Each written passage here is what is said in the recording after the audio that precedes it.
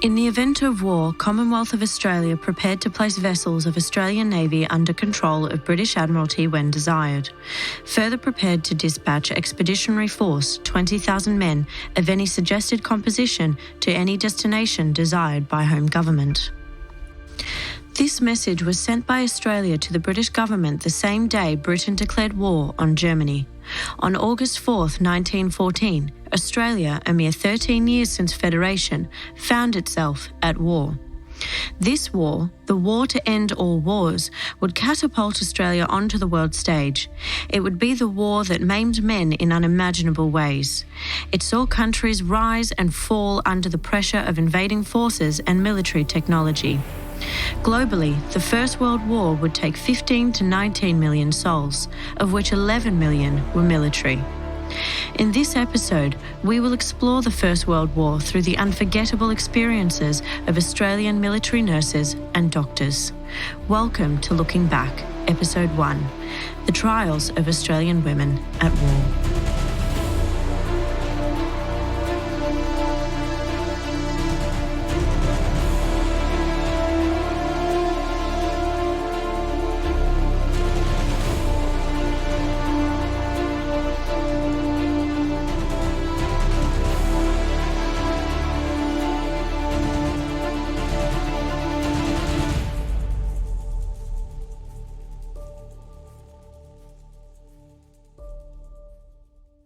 The sentiment in Australia in the first half of the 20th century was such that it considered itself unquestionably as part of the British Empire. It was an independent nation from 1901, but its Australian-born British citizens considered themselves British. There was a popular movement amongst many Australians that professed to the need for an independent identity to that of Britain. Forged in part by the convict history that bore colonial Australia, there was a need to separate from the old identity and to form a new one. The Great War, it was believed, would be Australia's opportunity to show Britain and the world what Australia was made of, or so was the intention. In the tense days before the declaration of war, Australian Prime Minister Joseph Cook would say, "Whatever happens, Australia is part of the empire right to the full. Remember that when the empire is at war, so is Australia at war. That being so, you will see how grave the situation. So far as the defences go here and now in Australia, I want to make it quite clear that all our resources in Australia are in the empire and for the empire, and for the preservation and security of the empire." This sentiment was shared by the hundreds of thousands of Australian men who would join the war for king and country. It is necessary to note that the term men includes boys of minority age, many of whom lied on their applications to serve with their friends and brothers. In 1914, the Australian population was approximately less than 5 million. Australia at this time was made up of immigrants from Britain, mainland Europe, China, and Indigenous Australians. Of these groups, 416,809 men enlisted, and by the end of the war, 62,000 were killed. That is almost 1 in every 6.5 men. By 1918, 156,000 were wounded, imprisoned, or gassed. 1 in 4 enlisted men would return with grievous injuries, and for such a young country, that left a scar on the consciousness of the nation. The topic of war is often centralised to the experiences of men, tragic, heroic, sacrificial, uplifting, patriotic, defining of a generation and unforgotten by the generations that follow. In the majority and previous to the second half of the 20th century, wars were begun, fought and ended by men, and it is in their memory that we remember their deeds through the act of commemoration and education. But as in all wars, both recent and ancient, women have existed and participated as actively as their men, yet not in the majority on the battlefield. We will keep this episode's journey within the context of the First World War, so as not to mix histories and take events out of context. The wartime journeys of medieval women, for example, are quite different to those of women in the early 20th century. Even more importantly, for the sake of accuracy, the experiences of women across the world during the First World War were unique to their country and circumstances. What binds these human stories, irrespective of country or creed, is that suffering, compassion, heroism, death, and mistreatment was not inflicted upon or undertaken by one side, but all sides. And therefore, we begin our journey in Australia during the month of August 1914. The young nation was unique with regards to its consideration of women in comparison to other countries. Women had the right to vote, divorce, attend university, own land and businesses. These rights were hard won by the pioneers of the suffragist movement throughout the 19th century and culminated in the right to vote in federal elections in 1901. This is a particular note to consider as we explore the mindset of nurses and doctors who found themselves in war zones throughout the First World War. These rights, as we understand them today, were utilised within the social context of the 20th century. University attendance was becoming more prominent, especially amongst the middle and upper classes, but divorce was not a matter-of-fact topic, instead shrouded in taboo, as it would continue to be until the late 20th century. The women of early Australia knew that change was upon them at the declaration of war, and some women moved swiftly to undertake their patriotic duty, even if it was not immediately requested by the War Office. In the early days of August 1914, as men around Australia were joining the military, participating in the Great Mobilisation toward Europe, two particular groups of women would also approach the War Office to offer their services: nurses and doctors. Thousands of women around Australia would immediately step forward to assist in their professional nursing capacity. Between 2,286 and 3,000 nurses served overseas between August 1914 and 1918. It is important to note that this figure only includes those nurses registered as part of the Australian Army Nursing Service. These nurses have war records and officially left Australia to serve abroad. Research has placed the more accurate figure of total women who served Australia in a nursing capacity at approximately 5,000. In 1914, quote, 4,200 trained general nurses registered with Australian nursing associations, but due to the limit on the number of nurses who could serve with the AANS, hundreds of other trained Australian nurses served overseas with other nursing services, end quote. Quote, they were given a commissioned rank with the same rights and privileges as bestowed upon male officers. When on overseas service in wartime, they were listed in Army records as on active service, just as soldiers were. End quote. The limit in their numbers is representative that the medical arm of the Australian military was simply not equipped or fundamentally prepared to install so many women within its ranks.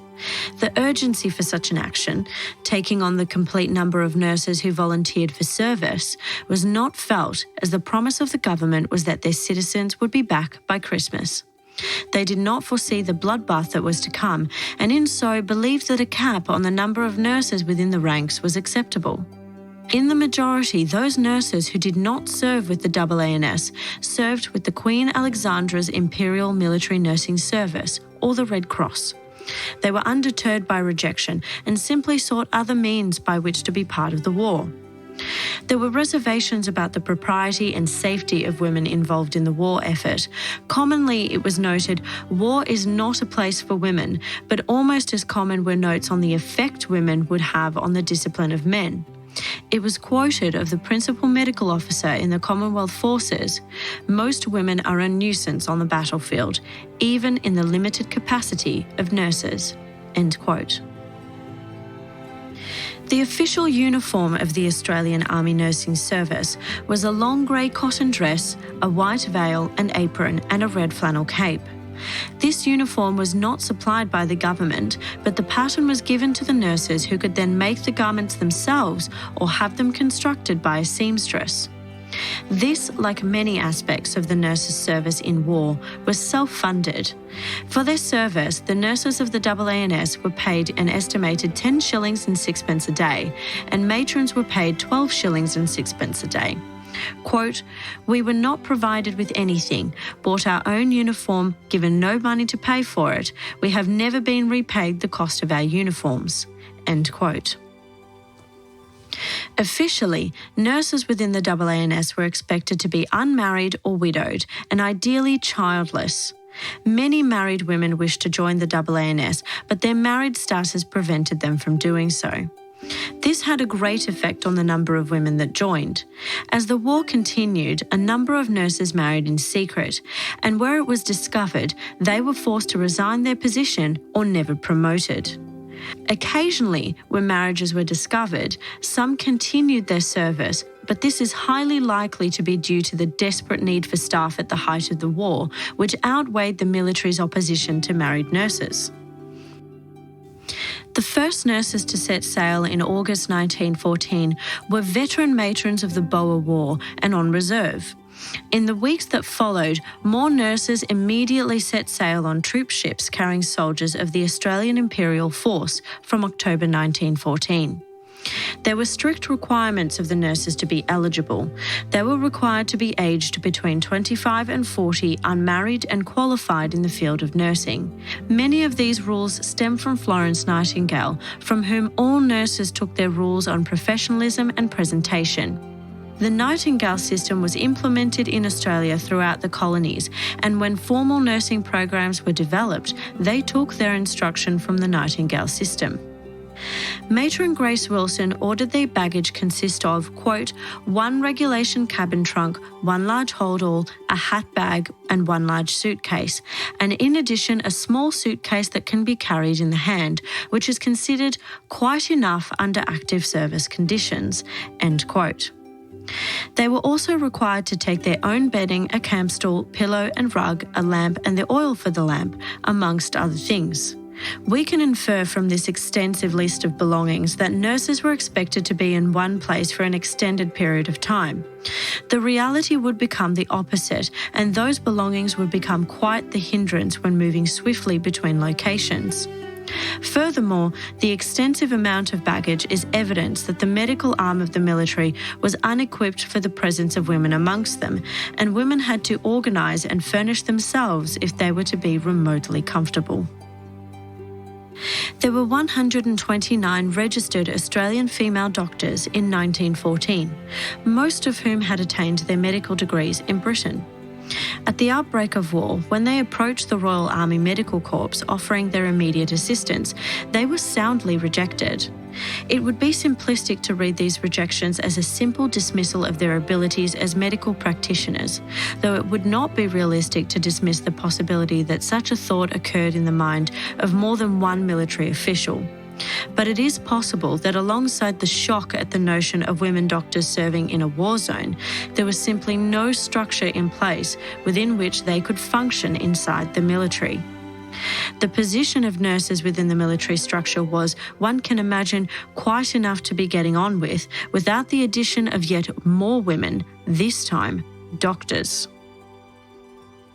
By 1916, the situation had become so dire that female doctors were actively encouraged to join the Royal Army Medical Corps, but by this time the doctors had been serving across Europe in an independent capacity. They had joined numerous independent groups, including the Scottish Women's Hospitals, the Women's Medical Corps, the Red Cross and the Millicent Force and Hospital units, and served at both the Eastern and Western fronts, Egypt and in transport ships. Mobile hospital field units were where one might find most female doctors working alongside their male counterparts. As we look back to the First World War and a revision of diaries and official records is made possible, it is curious to read of the excitement and determination of the women who donned the uniform and carried their doctor's bags to some of the most miserable places on earth with stout determination. Many of the nurses, Sister Alice Kitchen and Matron Grace Wilson amongst others, were not novices when it came to war nursing. Many had served in the Boer War, a war where Australian nurses began to lay the foundations of their reputation. Quote, although the hospital is wanting in many facilities and conveniences, the sisters did everything they could to cope with a bad situation. End quote. Others with domestic and hospital nursing experience had never seen brutality or carnage as it was described by Nurse Anne Donnell, such as they would see in Europe, North Africa and the Middle East. They did not realise, as they wrote in their diaries of the journey toward war, that what awaited them was a horror too egregious for most to imagine. On the 11th of August 1915, Sister Alice Kitchen would write, "The men today are more badly injured and all in a fearful state of dirt, sand, blood-dried, caked and smelly all over them and their clothes. They were simply mown down." End quote. As well as hospitals, many of the nurses served on transport ships or hospital ships. Transport over water was key to the success of access to wounded soldiers. Railways and roads were often blocked, destroyed, blown up or controlled by the opposition. This seemed not to have stopped one Australian woman, Audrey Chirnside, who took her own car to France in which she drove wounded people to hospitals through hair-raising risks and adventures, as described by one Miss Baxter. Miss Chirnside would have been 20 years old at the outbreak of the First World War and served throughout as a driver. It was noted in the Evening Post in 1914 that Audrey was employed by the War Office, quote, "and helps to drive wounded soldiers from field to hospital. She is an expert in the handling of a motor car, and though an Australian paper says the authorities at first demurred at the idea of letting a young girl take risks, her qualifications were so excellent that she practically, under Lord Kitchener's eagle eye, won her way to the front. She is probably the first woman and certainly the first young girl who has been appointed such a position, and her example is naturally firing other girls who handle motor cars to go and do likewise." End quote. Little more is known of her service at this time. This is a remarkable extract through which it is possible to see incremental change in the societal parameters set for women. There is both approval of her skill and encouragement of other skilled women in taking an active role in the war. The evolving nature and desperation of the war does contribute to this, revealing starkly the personnel shortage and the assistance needed in order to attain success. The saying, "needs must," is poignant here. It is also humorous and curious to read that she won her way to the front, as though the front was not a place known universally as being horrific, but a prize. In her skill, she was worthy. We will leave it there as curious. Transport ships and hospital ships were often written about by nurses in their private journals. The Chiara and the HMAS Gascon were amongst the many hospital ships in service. They contain accounts of friendship and detail societal politics, allowing we 21st century historians and history enthusiasts a glimpse of their lives and intimate thoughts. Further, these journals detail some of the most harrowing war experiences, and when read in their complete form, the excited narratives at the journal's beginning quickly dissolve when the horror and exhaustion of modern warfare takes hold. To illustrate the world in which these women suddenly found themselves, we must imagine a fervour, a nationwide, even global intensity amongst people. The declaration of war, its meaning and its impact would have been the topic of conversation at all dinner tables. It set forth the question of patriotism and duty, not only to one's nation, but family. Those women who stepped onto the transport and hospital ships bound for their faraway destinations felt all such patriotism and duty. There were strict behavioural protocols between men and women on the transport ships, of which many were circumnavigated by the most artistic amongst them. The nurses were there to perform a duty and not to be interfered with. Clad in their now famous uniform of grey and white, supremely visible in the dusty crowds of Egypt and the heaving streets of France in their bright red capes, the nurses embarked on journeys which would haunt them. Nurses and female doctors were not given special circumstances, nor were they saved from hardship on account of their gender. While at the Eastern Front, on the 6th of November 1915, Doctors Laura and Charles Hope, along with their hospital unit, were captured in Serbia by the Austrian army and held hostage under harsh and unrelenting conditions. During their 12 months in captivity, which kept on past Christmas and New Year's, they suffered near starvation, stopped only by their selling their possessions for food, a cholera outbreak, numerous changes of location, sleeping on floors and straw and freezing conditions. During this time, in German-occupied Belgium, one nurse would become a martyr when she was murdered by German soldiers for assisting the Allies. British nurse Edith Cavell saved soldiers of both Allied and Central powers when they came into her care. After she was accused of treason, and despite international calls for clemency, Nurse Cavell was executed by firing squad on the 12th of October 1915. The First Geneva Convention, which was to protect medical personnel, did not protect her. In a letter of support urging the German government to pardon her, the German governor of Brussels, Baron von der Lancken, wrote, "At the beginning of the war, Miss Cavell gave her services to German soldiers as well as others.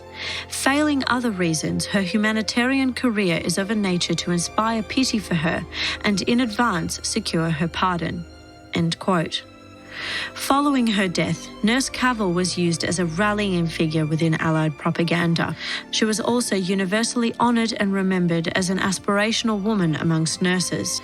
There were dozens of memorials and dedications to Nurse Cavell around the world. The shock of her murder rippled through the world and confirmed that where war was concerned, women were to be given no special treatment. They would be prosecuted and executed with the same ferocity as though they were men. There is a sentiment that was written at the time of Nurse Cavell that stands true of all medical personnel who drove headlong into war. Quote, "Duty compelled her to remain where there was suffering." End quote. This duty is evident in all available diaries and official records kept by Australian nurses. Oftentimes, their writing is matter-of-fact while describing events as frightening as nightly bombings, witnessing the dismembered body parts of soldiers in trees and hitting mines. Their fear is secondary, even neglected, while giving precedence to the well-being of soldiers. Mirroring the sacrifice, diligence and determination of Nurse Cavell, the Australian nurses of Lemnos faced immense supply shortages that would go on to endanger their lives when they began contracting dysentery. The nurses arrived on Lemnos on the 9th of August 1915, led by Matron Grace Wilson, the head of No. 3 Australian General Hospital.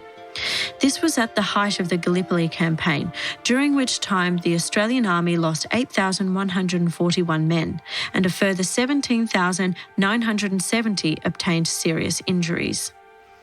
When the nurses arrived on Lemnos, they found 150 men lying in the open air on the ground awaiting assistance. Matron Wilson's diaries convey not only the inadequate setup on the island, but also that the equipment which had been sent for did not actually arrive until the 22nd of August, a full 2 weeks after the nurses arrived. They cut up their clothes and used their personal belongings to wash and bandage the soldiers. Worst of all was the lack of clean drinking water. Eventually, even with the erection of tents and the arrival of supplies, the fast incoming winter would bring further complications, requiring the nurses to cut their hair as lice and vermin set in. Before the end of their time on Lemnos, they departed on the 14th of January 1916. They would fall victim to dysentery, frostbite, malnutrition, as well as wear the odd assortment of clothes forwarded to them for the winter months. Wake to find their tents being blown clean off them in the coldest months and live off tinned meats and biscuits, the latter of which were described by one nurse as plaster of Paris. Sister David would write, "Honestly, you have to bang them on the table and break them, and they don't always break. You gnaw small pieces off the corners. Girls were breaking their teeth wholesale." The pressure under which the nurses operated was constant and intense. Their training in smoothly run hospitals at home in Australia morphed quickly to being outnumbered by patients at times 50 to 1. Quote, "We have got 700 badly wounded men and only 6 sisters and 1 matron." End quote. This required strict triage parameters that changed from immediate treatment of worst cases first to least wounded cases first. The worst cases were sent to the doctors for treatment. There were many times in which there was no hope of saving a soldier. As Sister Nellie Pike wrote, "We could do little for some soldiers except to help them die decently." End quote. In offering that decency, the nurses did all they could to manage their pain and to be with them in their final moments. Sister Alice Kitchen wrote, "Spent the day struggling with the poor abdominal. In vain. The poor boy died tonight, had no op. He was too bad. If they are operated on, they die, and they mostly die if nothing is done." End quote. Her diaries are full of feelings of guilt at having to choose between patients, of not being able to care for them all. Quote, "These poor ones often have to do with such scanty nursing. When there is a rush and 2 or 3 are urgently ill or even dying, you feel torn in 2 or 3 to have to leave them at all. The height of the battles in Gallipoli would have seemed like an endless hell to the nurses. They had few supplies and the bodies of their countrymen continued to arrive, those able to be collected from the beach, that is. Quote, "We stayed with a dying man, making the 3rd that day and one later in the night." End quote. Despite Australian military nurses being given honorary military rank from May 1916 and taught to administer anaesthetics in 1917, action was taken by the Australian military that reminded women that while they were useful in the military operation, they were not considered equal or essential within particular areas. This is not to say the position was universally agreed upon by military men, but to those who mattered, evidence implies the opinion. When the nurses were given military rank, they were not paid according to that rank, and after months of training and work in the field of anaesthetics, AANS nurses discovered that the AIF would not have nurses continue the work. From the diary of Sister Tranta on the 24th of April 1918, quote, "So far I have given 227 anaesthetics. It is very tiring and trying work, for most of the men are badly wounded and give us a lot of anxiety." End quote. Her diarised reaction illustrates the displeasure felt by those nurses who took the time to upskill and further assist the wounded. On the 24th of May, she wrote, "After letting us volunteer for special work, pass our exams and work away for 2 months during the retreat, the powwows of the AIF decided they will not allow nurses to give anaesthetics any longer. We are hoping this decision will be revoked, for we found our work, though strenuous, most interesting." End quote. The idea of honorary ranks was not universally applauded by the nurses. Lieutenant Featherson announced in 1916 that the wearing of badges improved the status and authority of the nurses whom he had seen were not obeyed as they should have been by orderlies and non-commissioned officers. Many nurses found the badges cumbersome, while others did not want to see themselves swallowed into the military machine and preferred to be a step apart. Interestingly, it is noted that the nurses saw the badges as a male and public symbol, which the nurses deemed as not being part of their world. The public male world and the private female world is an arena very much discussed at the height of the suffrage movement in Australia and depended on women stepping out of the private sphere and into the public sphere. It is curious that these pioneer women, who against all odds went to war, carried stringent conservative sentiments such as the separation of male and female spheres, when their suffragist counterparts had argued so diligently for the inclusion of women in the public sphere. The suffragist argument did, in all consideration, not ever venture to the question of women in the military. Thus, it is possible that the separation of spheres in the minds of the nurses did not betray the suffragist sentiment, because women within the military were not strongly considered by the suffragists themselves. Matron Wilson thought women's badges should be different to those of men. She went on to observe, quote, "At times it was very difficult in the AIF to know exactly what applied to sisters and what did not. When officers were spoken of, sometimes sisters were included, sometimes not." End quote. The journey of Australian nurses and doctors, whether in the AANS or not, was one of tremendous sacrifice and evolution. They stepped off Australian shores determined to make a difference, and that they did. As well as providing life-saving medical care, they gave comfort and emotional support to the wounded and the dying. It is difficult to cast our minds in this present day to a time when the sight of death was constant. The default position in the Edwardian era was to shelter women, to keep them home and safe, especially during the war. Yet it was these women's ultimate duty to see to it that, where possible, they provided a painless and less frightening death to soldiers. Quote, "Every night there are 2 or 3 deaths, sometimes 5 or 6. It is just awful flying from one ward to another. Each night is a nightmare. The patients' faces all look so pale with the flickering ship's lights." End quote. In fulfilling their duties, they came in the closest contact to danger, short of running the front lines themselves. They worked to endless deadlines with unquestionable diligence and took no rest until their duties were complete. Quote, "We got 24 hours notice to be prepared for our 1,500 beds. 850 wounded arrived the next evening." End quote. The diaries of these incredible women are full of hope and tragedy, but not regret. They sent letters back to their families, mostly telling of pleasantness, hardly daring to worry their loved ones. Yet their diaries speak of restless days where gunfire was their unrelenting soundtrack. Quote, "I was awakened by the explosion of a bomb quite near and the noise of bursting shrapnel falling on the roofs of our quarters, which were shaking on their foundations." End quote.